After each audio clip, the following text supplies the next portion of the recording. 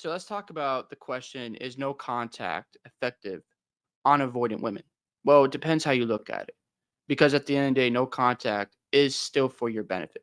Whether she comes back or doesn't come back, at the end of the day, no contact is supposed to help you move forward as a man and be a better version as you go through this process. Now, it's important to remember these factors when it comes to avoidant attachment styles.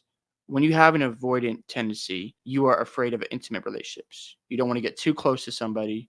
You're afraid to open up and express your feelings, and you've got trust issues. So, when you understand the situation from that vantage point, you recognize, okay, this person might not reach out to me because at the end of the day, I have to understand these tendencies they developed over the years. And if they don't reach out, it's because those are overriding their decisions.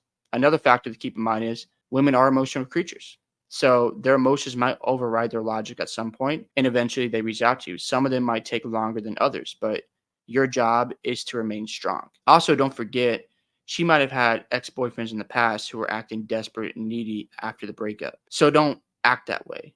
Just make sure you're staying busy and trust this process. Because remember, no contact is for your benefit. It's not for your ex-girlfriend's benefit. Don't worry about what she's doing day in and day out. Just try to focus on getting better as a man.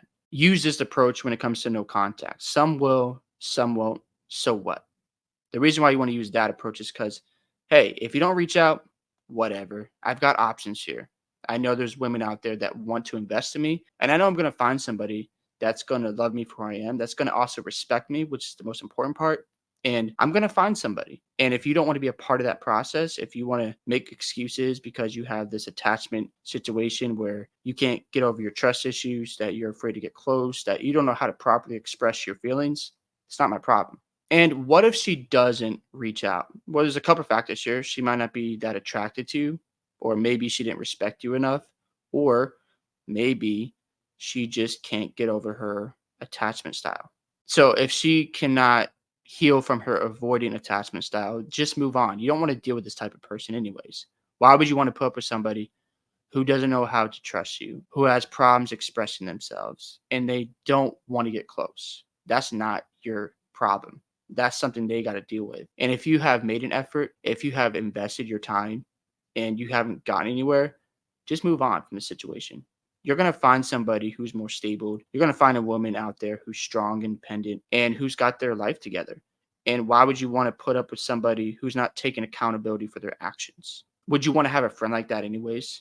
No. So why would you want to have a girlfriend like that or a future wife? That's just not worth putting up with. I'm not saying we don't have weaknesses, but if there's some weaknesses where we're refusing to work on it and get better, you need to move on and just leave them alone. So there's no contact work on avoidant women. It does. Some reach out, some don't. But if she does reach out, ask her some questions. Ask her things like, okay, do you still have these trust issues? Have you been working on your avoiding attachment style? Have you been getting better? Have you healed from it? And if you haven't, consider maybe not getting back together. Because if you spend the next 3 months in a relationship and all of a sudden she's got the same excuses like before, you just wasted your time. Don't be afraid to ask the hard questions because you did all this work to get better as a man. And if she's not taking accountability for her actions, what's the point of getting back together? Hope you guys enjoyed this video today. I'd love to hear your thoughts on how you handled no contact with an avoidant women. And don't forget to like and subscribe to the channel. And I'll see you in the next one.